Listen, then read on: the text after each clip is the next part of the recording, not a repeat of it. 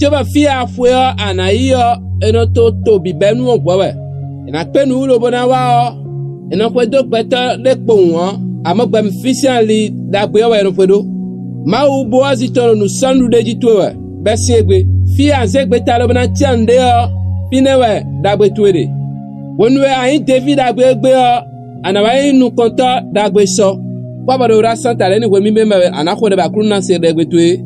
Na hando Rutu si wewe Rutu 2 verset 3 emi unando bo glede me bo itia nukun do fie nukun ya tole ko bondie lo ekawa indo bozi Elimeleki si meonsi glewe apwe fideo choba na jedon anatuno bibenu ato ganji ba mewe ma u bozi ton na do gana menue lo bona donuwe mona konyona do gbezantu me da pa fere biro Jesus Christ sin koma.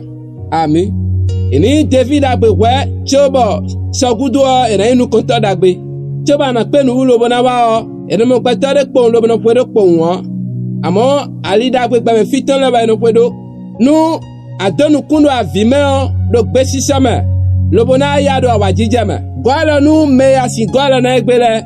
O me hu gan kwale lo na gwalo nu edo Jesus sin koma.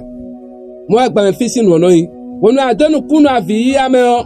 Ana ya do awajije me gwala nu mewu po nu pa vi ado egbe din opo ana gwala na le mewu gan wele lo na gwala nu e ma do nu kuton do na tu ma u gan we ede ma u bo aziton yiro fifa me nu ma ni do gan la menwe edo du de ji o kabi e pe nu lobo wa kabi fi ape wa pe lobo wa ido gbe tu me o ana tunu alogo ma u ton e ro tu ya like lobo partager nkolo edalo aika tu ehun wala mi no commentaire ma ayin wanu mede un sero me mo katonu isenu bolo wa bone wede un sen ora santa tonu e ho gba ho be tegba na mo dai ho le nkoton le ro gbezan to me Jesus sin ko mi ho de amen.